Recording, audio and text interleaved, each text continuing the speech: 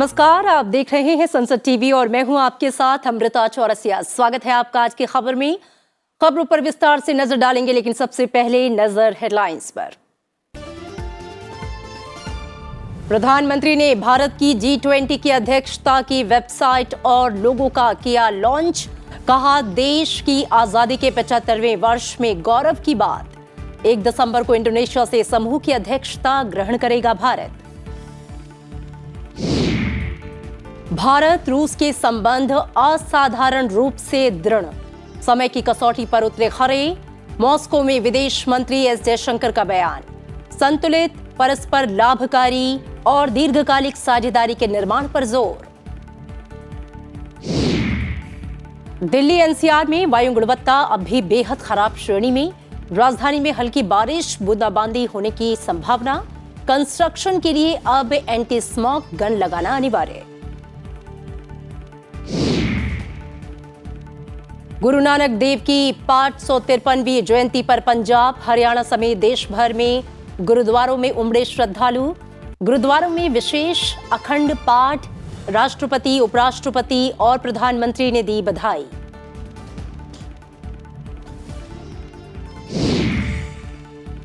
और दुनिया भर में दिखी पूर्ण चंद्र ग्रहण की अद्भुत खगोलीय घटना। साल का आखिरी चंद्र ग्रहण, लाखों लोगों ने चंद्र ग्रहण का किया दीदार।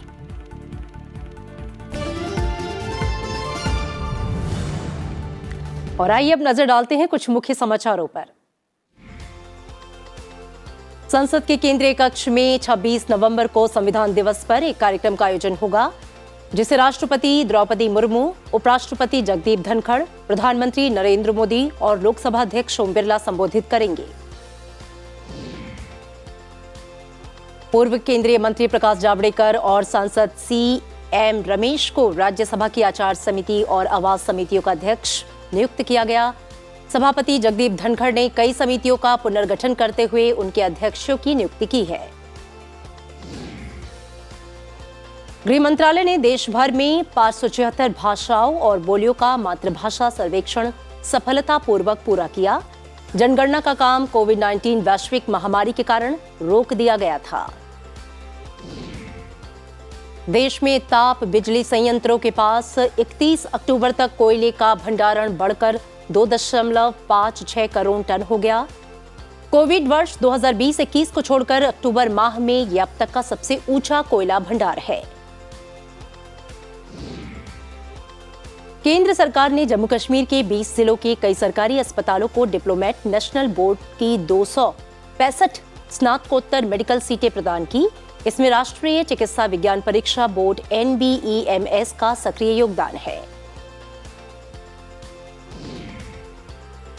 पूर्व उप प्रधानमंत्री और बीजेपी के सबसे लंबे समय तक अध्यक्ष रहे लाल कृष्ण आडवाणी 95 वर्ष के हो गए हैं।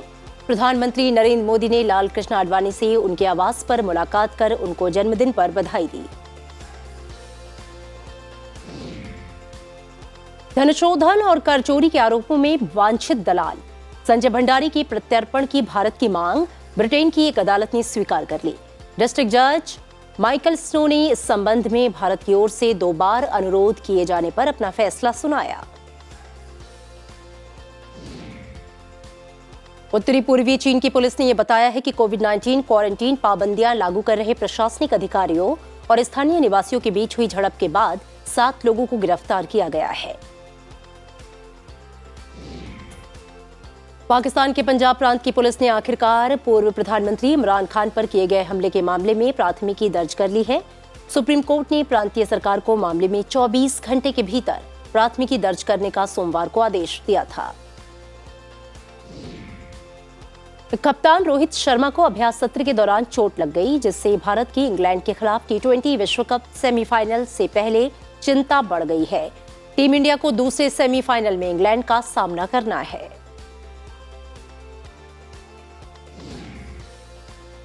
और अब खबरें विस्तार से।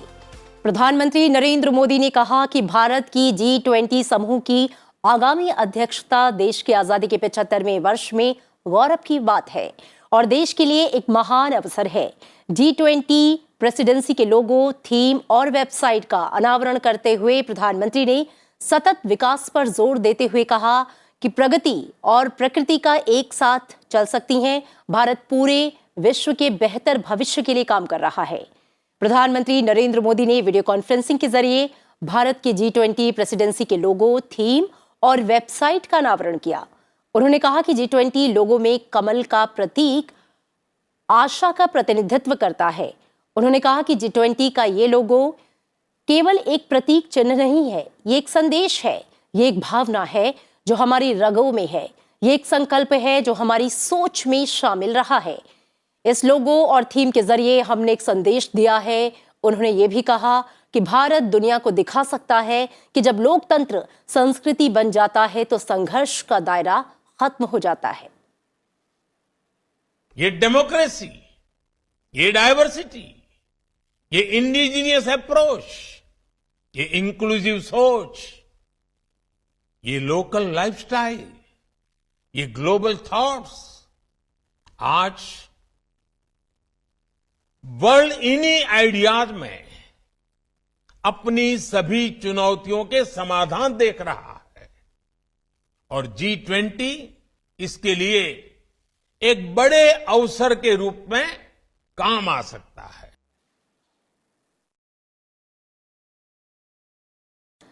प्रधानमंत्री नरेंद्र मोदी ने कहा कि G20 उन 20 देशों का समूह है जो विश्व के 75% व्यापार का प्रतिनिधित्व करते हैं, जिसमें विश्व की 2/3 जनसंख्या समाहित है और अब भारत इस G20 समूह का नेतृत्व और अध्यक्षता करने जा रहा है।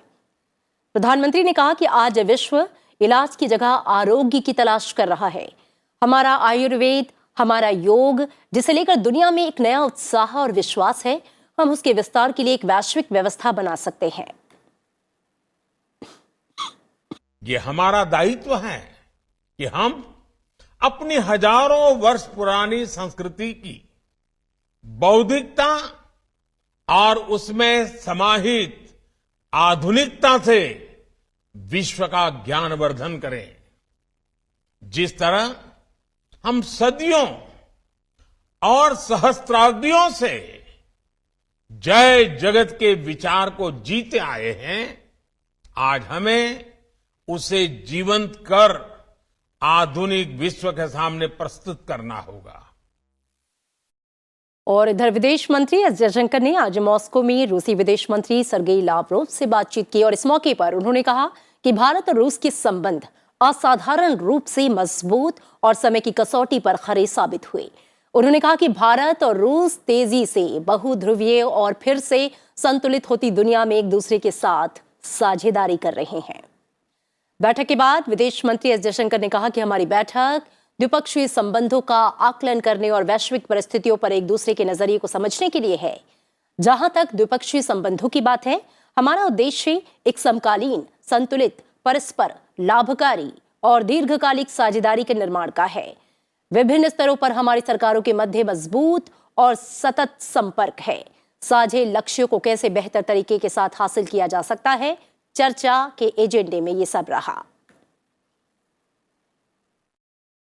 Let me begin by emphasizing that India and Russia have a long-standing partnership that has served both countries very well over many decades. This covers a range of practical cooperation in fields like trade, investment, energy, commodities, etc., as well as sensitive domains like defense, space, and nuclear. My objective in coming here today is to sit down with my Russian counterparts, Minister Lavrov and Deputy PM Manturov, and assess how we are doing. There are clearly challenges that we need to address, as well as prospects that we are exploring. विदेश मंत्री ने कहा कि Covid, व्यापार संबंधी मुश्किलों और Ukraine के संघर्ष ने वैश्विक अर्थव्यवस्था को प्रभावित किया। उन्होंने कहा कि आतंकवाद और जलवायु परिवर्तन के हमेशा बने रहने वाले मुद्दे भी हैं, जिनका प्रगति समृद्धि पर नकारात्मक असर होता है। The world is moving towards greater multipolarity through steady and continuous rebalancing, and that especially means a multipolar Asia. As prominent nations who have a positive history of working together, this will naturally influence the conversations between Russia and India. Our two countries are members of the G20, the BRICS, and the Shanghai Cooperation Organization, amongst others. How we work together in these formats is also on our agenda. विदेश मंत्री S Jaishankar ने भारत रूस अंतर सरकारी आयोग के सह अध्यक्ष रूस के डिप्टी पीएम डेनिस मंटरोव के साथ भी बैठक की। दोनों ने टिकाऊ और संतुलित साझेदारी को मजबूती करने पर चर्चा दी। इसके अलावा व्यापार, निवेश, ऊर्जा, उर्वरक, फार्मा, कृषि और जहाजरानी क्षेत्र में सहयोग बढ़ाने की संभावनाओं पर बातचीत की गई। और हमारे संवाददाता अखिलेश सुमन हमारे साथ जुड़ रहे हैं ज्यादा जानकारी के लिए। अखिलेश, विदेश मंत्री एस जयशंकर मॉस्को की यात्रा पर हैं और लगातार आपकी भी नजर इस पर बनी हुई है। ऐसे समय में जब रूस यूक्रेन युद्ध जारी है और रूस और पश्चिमी दुनिया के बीच भी तनातनी बढ़ी हुई है, विदेश मंत्री जयशंकर का रूस के विदेश मंत्री लावरोव से मिलना और जो बातचीत के बाद संदेश निकल कर आया है वो क्या कहता है? देखिए अमृता, जो इस समय विदेश मंत्री एस जयशंकर का रूस जाना मॉस्को में और जाकर न सिर्फ बैठक करना बल्कि एक खुला प्रेस कॉन्फ्रेंस भी करना, एक निश्चित तौर से पूरी दुनिया, मतलब अमेरिका, यूरोप, उसके बाद उक्रेन, उसके अलावा इजराइल, ईरान, इन सभी लोगों के लिए एक संदेश है। देखिए, उक्रेन के राष्ट्रपति हैं, वो बार बार इस बात को मना कर रहे हैं कि वे बात नहीं करेंगे पुतिन में।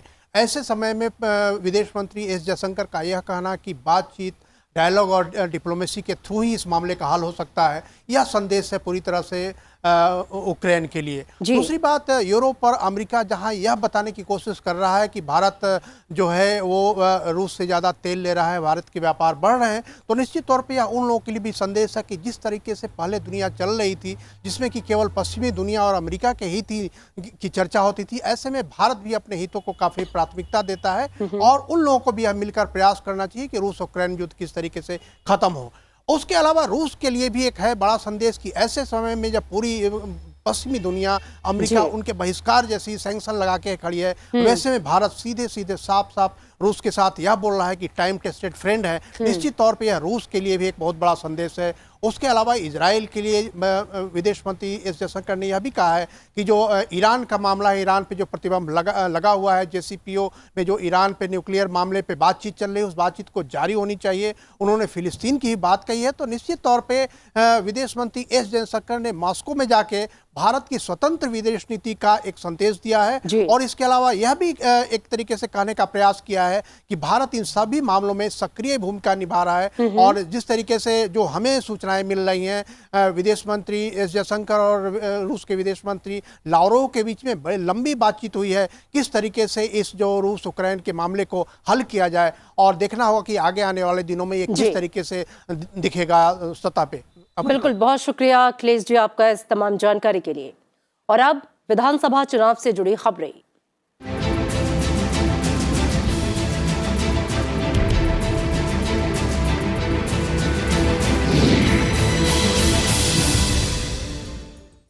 हिमाचल प्रदेश में चुनाव प्रचार अंतिम दौर में है। चुनाव आयोग 12 नवंबर को होने वाले मतदान को लेकर तैयारियों को अंतिम रूप दे रहा है। सनसद टीवी संवाददाता पवन कुमार शर्मा ने हिमाचल प्रदेश के मुख्य चुनाव अधिकारी मनीष गर्ग के साथ बातचीत की। प्रदेश में 12 नवंबर को मतदान होना है, इस पर बातचीत के लिए हमारे साथ हैं chief electoral officer Himachal Pradesh Manish Garg ji. Sir, आपका संसद टीवी में बहुत बहुत स्वागत है। खासकर बुजुर्गों को लेकर आपने जो है उनके घर तक जो है वोटिंग की सुविधा दी है, कैसा आपको रिस्पांस मिल रहा है इस इनिशिएटिव का? जी नमस्कार। जो 12 नवंबर को चुनाव होने हैं हिमाचल प्रदेश में, उसमें बहुत सारे इनिशिएटिव्स लिए गए हैं लोगों की पार्टिसिपेशन बढ़ाने के लिए। लेकिन जैसा आपने पूछा कि बुज़ुर्गों के लिए क्या इनिशिएटिव्स लिए गए हैं, हमारे यहाँ 80+ एज ग्रुप के करीब 1,20,000 वोटर्स हैं और 100+ सेंटिनेरियन वोटर्स जो हैं वो लगभग 1100 के प्लस हैं। सो इनके लिए हमने सबसे पहले तो आइडेंटिफाई करके, और जो international day for older persons होता है 1 अक्टूबर, उसमें जो 80+ मतदाता थे उनके लिए हमने पब्लिक फंक्शंस ऑर्गेनाइज़ किए, RO लेवल पर, DO लेवल पर, DC लेवल पर। और जो शतायु मतदाता थे उनके लिए हम उनके घर पे गए और उनको हमने सम्मानित किया। इसके अलावा आयोग ने इस बार एक पोस्टल बैलेट की सुविधा भी दी है, जिसमें जो हमारे बुज़ुर्ग मतदाता और PWD वोटर्स हैं उनको ये सुविधा दी गई है कि अगर वो चाहें तो पोस्टल बैलेट के लिए अप्लाई कर सकते हैं, जिसमें कि पोलिंग टीम्स जो हैं उनके घर पे जाके उनके वोट को कास्ट करवाती हैं। क्या नया और क्या हिमाचल प्रदेश में आप कर रहे हैं इस बार? जिंगल्स और टीवीसीज वो तो चल ही रहे हैं, एडवर्टीजमेंट्स, होर्डिंग्स। उसके अलावा आने वाले 11 नवंबर को मतदान से एक दिन पहले भी हम लोग यहाँ पर शिमला में कुछ रैलीज़ वगैरह निकालेंगे। सभी जो इस्टेब्लिशमेंट्स हैं उसमें एक वोटर्स प्लेज करवाई जाएगी। आपको क्या उम्मीद इस बार हिमाचल प्रदेश में? हिमाचल में जैसा आपने कहा हर बार अच्छा मतदान होता है, पिछली बार भी हमारा 75% से ऊपर था, तो हमें उम्मीद है इस बार हम उस पिछली बार जो रिकॉर्ड है उसको भी एक्सीड करेंगे। और उसके लिए मैं सभी हिमाचल वासियों से पूरा सहयोग चाहूँगा कि उनके सहयोग से ही ये संभव है कि वो 12 नवंबर को आएँ और अपना मत कास्ट करें, जिससे कि एक नया जो रिकॉर्ड है हिमाचल में बने, जिसको कमीशन भी रिकॉग्नाइज करता है। मनीष गर्ग जी का साफ कहना है कि हिमाचल प्रदेश में पूरी तैयारियां हैं, बुजुर्गों को लेकर अच्छा इनिशिएटिव है, महिलाओं को लेकर अच्छा इनिशिएटिव है, कुछ आदर्श पोलिंग स्टेशन भी बनाए गए हैं और मतदान प्रतिशत पहले की बजाय इस बार ज़्यादा रहेगा, ऐसी उम्मीद उनको है। पवन कुमार शर्मा, संसद टीवी, शिमला, हिमाचल प्रदेश।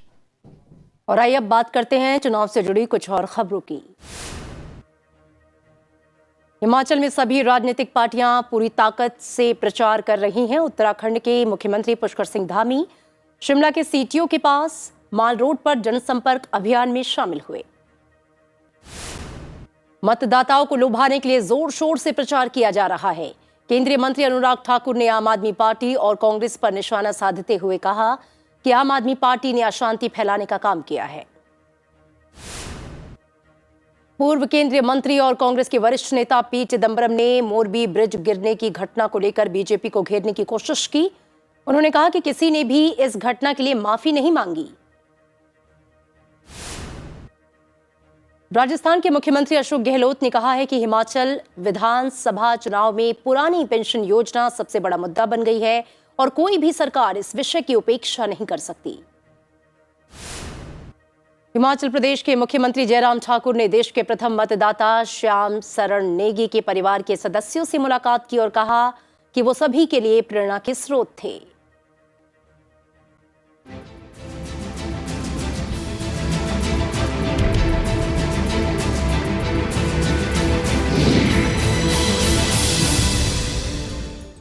कुछ और अहम खबरें। उपराष्ट्रपति जगदीप धनखड़ एक दिन के हरियाणा के दौरे पर हैं। रोहतक के बाबा मस्तनाथ विश्वविद्यालय के तीसरे दीक्षांत समारोह में छात्रों को संबोधित करते हुए उन्होंने कहा कि भारत आज जिस तेज गति से प्रगति पथ पर आगे बढ़ रहा है वैसा पहले नहीं था। उन्होंने कहा कि वर्तमान में भारत दुनिया भर के लिए सबसे बेहतरीन निवेश और अवसरों की जगह है। उपराष्ट्रपति ने कहा कि सरकार की नीतियों की वजह से आज सभी को अपनी प्रतिभा निखारने और संवारने का मौका मिल रहा है। उपराष्ट्रपति ने नई शिक्षा नीति का जिक्र करते हुए इसके उद्देश्यों पर भी प्रकाश डाला और कहा कि इससे बदलाव नजर आ रहा है। 34 साल बाद एक बहुत बड़ा बदलाव लाने के लिए एक ऐतिहासिक निर्णय किया गया, national education policy. You cannot imagine the kind of deliberations and interactions that went into evolution of this policy. We have Vice Chancellor there and Vice Chancellor here. They are fully aware of it. इस policy का उद्देश्य क्या था? हम वर्तमान शताब्दी की आवश्यकताओं के अनुसार तैयार हों, मातृभाषा को बल दें, भारतीय मूल्य और संस्कृति को ध्यान में रखें और ये क्रांतिकारी नीति है, इसके बदलाव नजर आ रहे हैं। और इससे पहले हरियाणा पहुंचने पर उपराष्ट्रपति जगदीप धनखड़ सबसे पहले महान समाज सुधारक दीनबंधु सर छोटूराम जी की पावन भूमि सांपला पहुंचे, जहां पर उन्होंने सर छोटूराम जी की प्रतिमा पर श्रद्धा सुमन अर्पित किए। उन्होंने कहा कि सर छोटूराम किसानों के अधिकारों के प्रबल पक्षधर थे और समाज के हर वर्ग की उन्हें चिंता थी।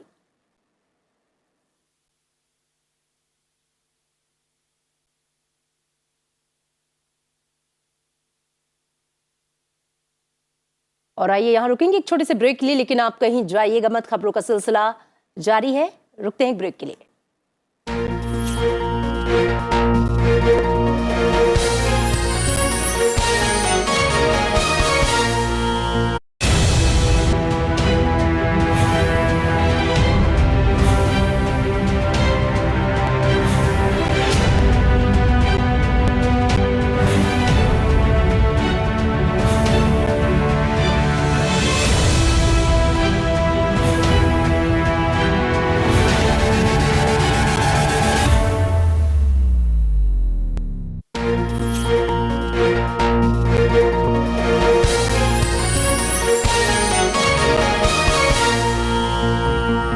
आप देख रहे हैं आज की खबर। बढ़ते हैं आगे और अब नजर राज्यों से जुड़ी खबरों पर।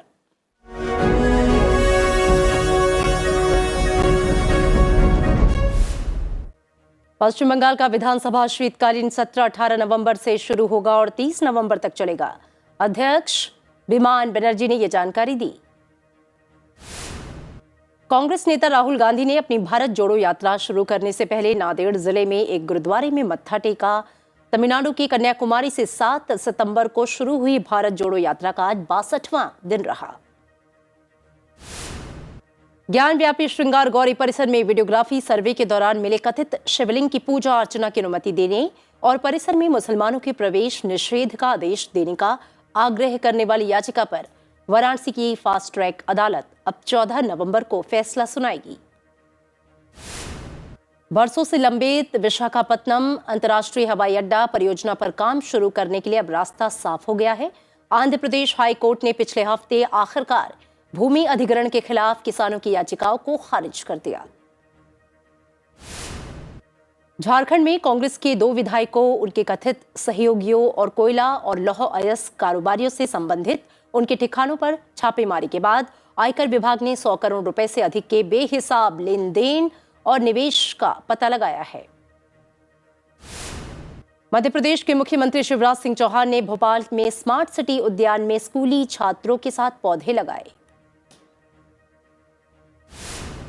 उत्तर प्रदेश के झांसी रेलवे स्टेशन के पास झांसी कानपुर रेलवे ट्रैक पर एक मालगाड़ी के 5 डिब्बे पटरी से उतरे, जिसकी वजह से इस मार्ग पर यातायात बाधित हुआ।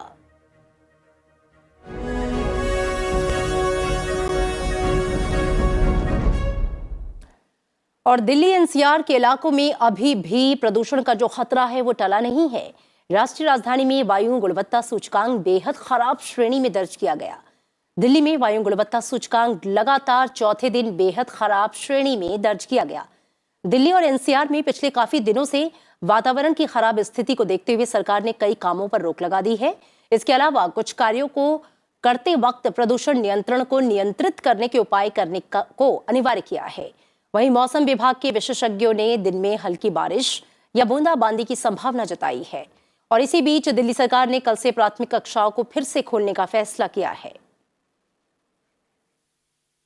और जोधपुर में भारत फ्रांस के बीच वायुसेना का युद्ध अभ्यास जारी है। दोनों देशों के वायुसैनिक सैन्य गतिविधियां साझा कर रहे हैं। जोधपुर एयरबेस से राफेल, सुखोई और तेजस फाइटर जेट ने उड़ान भरी। खास बात यह भी रही कि इस युद्धाभ्यास में भारतीय वायुसेना प्रमुख air chief marshal VR Chaudhari ने राफेल और फ्रांसीसी air force French army day air के चीफ जनरल स्टीफन ने सुखोई में को पायलट के तौर पर उड़ान भरी। और अब खबरें अंतर्राष्ट्रीय जगत से।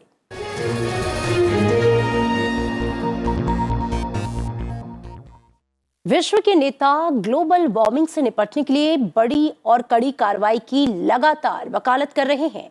और इस साल मिस्र में अंतर्राष्ट्रीय जलवायु वार्ता में मांग उठी है कि जीवाश्म ईंधन का इस्तेमाल करने वाली कंपनियां इस धरती को पहुंचाए गए नुकसान के एवज में शुल्क अदा करें। संयुक्त राष्ट्र महासचिव एंटोनियो गुटेरेस ने चेतावनी दी कि मानव जाति तेजी से जलवायु संबंधी संकट की ओर बढ़ रही है। उन्होंने और बारबाडोस के प्रधानमंत्री मिया मोटले जैसे अन्य नेताओं ने कहा कि समय आ गया है कि जीवाश्म ईंधन का इस्तेमाल करने वाली कंपनियां उस कोष में योगदान दें जिससे कमजोर देशों की जलवायु संबंधी नुकसान से निपटने के लिए वित्तीय सहायता देने में मदद की जा सके। और 25 अक्टूबर को सूर्य ग्रहण के बाद आज दुनिया भर में आज एक और खगोलीय घटना देखने को मिली। भारत समेत दुनिया के विभिन्न हिस्सों में आज पूर्ण चंद्र ग्रहण देखने को मिला। भारत में शाम 5:20 पर चंद्र ग्रहण दिखना आरंभ हुआ। ये चंद्र ग्रहण शाम 6:19 पर समाप्त हुआ। ये साल का आखिरी चंद्र ग्रहण था। अब अगला पूर्ण चंद्र ग्रहण 7 सितंबर 2025 को नजर आएगा। हालांकि इससे पहले अक्टूबर 2023 में भारत में एक छोटा आंशिक ग्रहण भी देखा जा सकता है। और कार्तिक पूर्णिमा के अवसर पर श्रद्धालुओं ने देश भर की पवित्र नदियों में पावन स्नान किया। कार्तिक पूर्णिमा के अवसर और चंद्र ग्रहण को देखते हुए लाखों श्रद्धालुओं ने उत्तराखंड के हरिद्वार में गंगा में पवित्र डुबकी लगाई। उन्होंने गंगा के तट पर सूर्य भगवान की पूजा अर्चना की और अनुष्ठान किया। इसी बीच चंद्र ग्रहण शुरू होने से पहले बद्रीनाथ धाम के कपाट बंद कर दिए गए। उत्तर प्रदेश के अयोध्या में कार्तिक पूर्णिमा के अवसर पर श्रद्धालुओं ने सरयू नदी में पावन स्नान किया।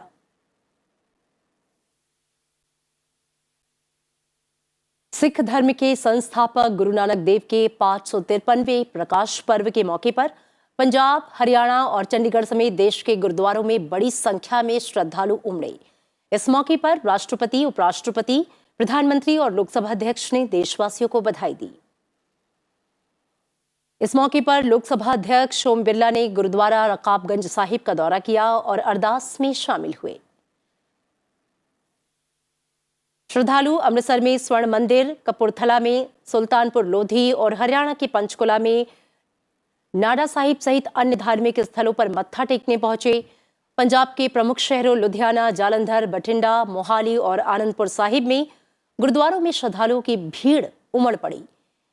पहले सिख गुरु का जन्म 1469 में आज ही के दिन वर्तमान पाकिस्तान में लाहौर के पास ननकाना साहिब में हुआ था। श्रद्धालुओं ने सुल्तानपुर लोधी में ऐतिहासिक गुरुद्वारा बेर साहिब में भी पूजा अर्चना की। गुरु नानक जयंती पर पश्चिम बंगाल की मुख्यमंत्री ममता बनर्जी का कुछ अलग ही अंदाज देखने को मिला। मुख्यमंत्री ममता बनर्जी ने धर्मतला स्थित सिख समुदाय के कार्यक्रम में शिरकत की। बिहार की राजधानी पटना में प्रकाश पर्व की धूम है। मुख्यमंत्री नीतीश कुमार पटना साहिब गुरुद्वारा में समारोह में शामिल हुए।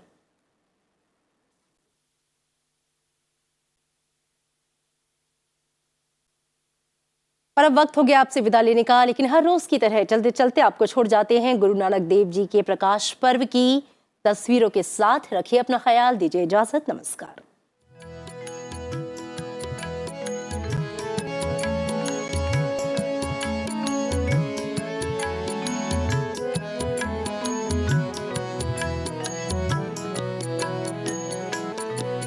सतगुरु नानक प्रगटया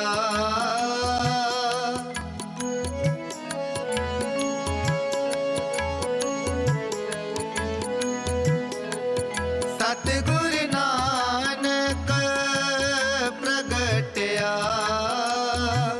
मिटी धुंध जग चानन होवा